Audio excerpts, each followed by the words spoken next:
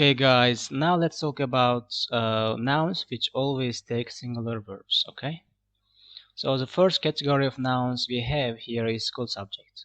After school subjects you have to use always singular verb, okay? You cannot use plural verb, even though they end with a letter S.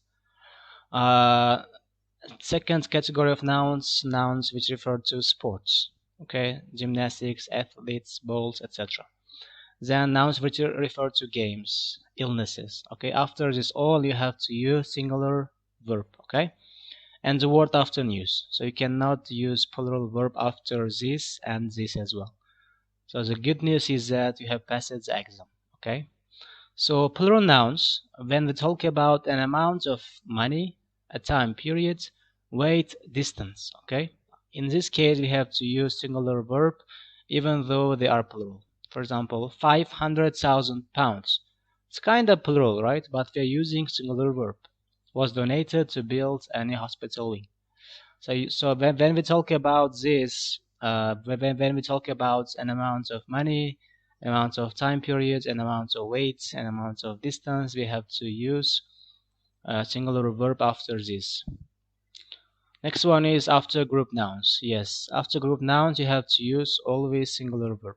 Okay, but there is an exception.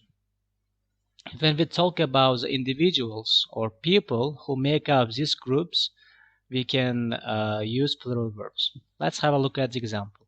The jury is ready to give the verdict. So here the jury is a group noun. Okay, but here the jury are all staying at the Park Hotel.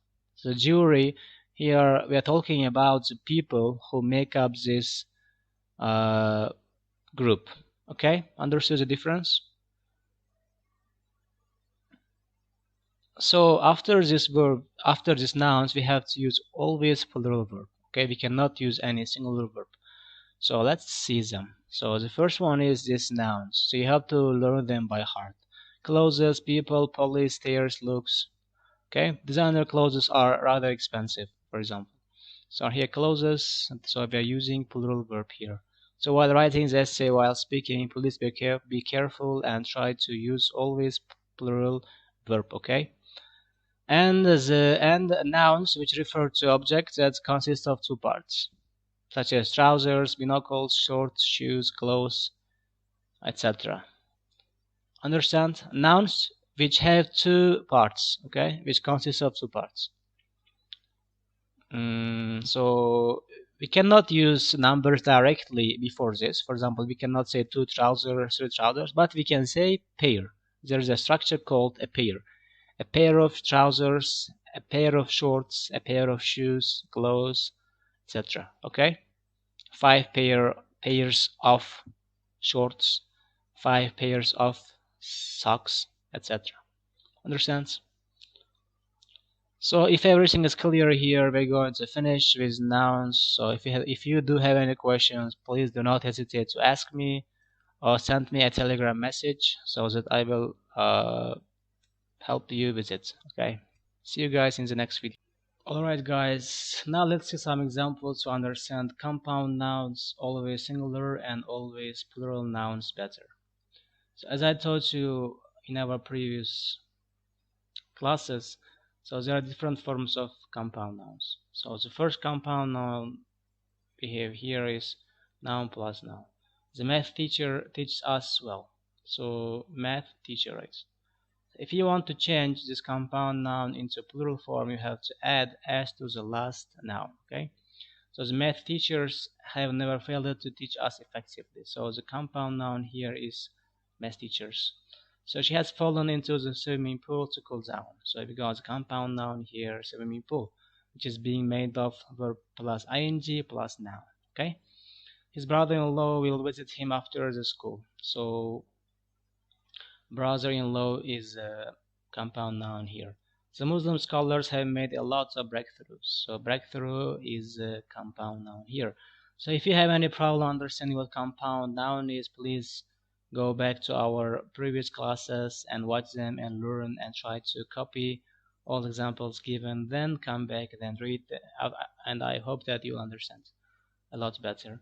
So now let's see some examples for always singular nouns. Okay, so one of them is school subjects. School subjects is uh, followed by is always followed by singular verbs. Okay, economics is one of the most popular university subjects these days.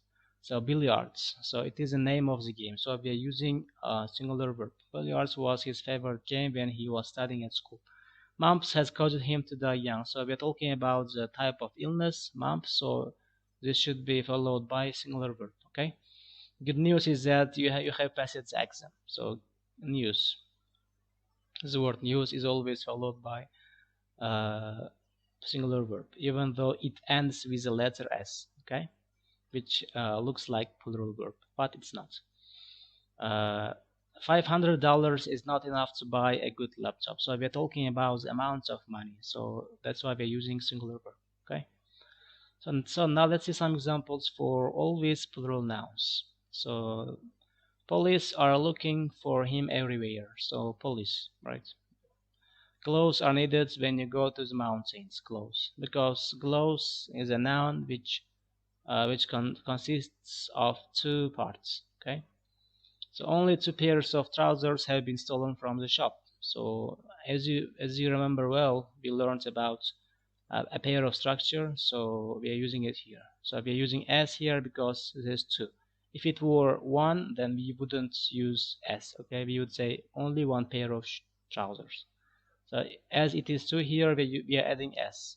Okay, don't forget to put s here if you want to use uh, like more than one pair of trousers. So here 2 pairs of trousers should be highlighted. Okay, so do not use s when you talk about only one pair of trousers, but try to add s when we talk about more than one pair of trousers. Okay, so that's all for nouns. See you guys in the next video.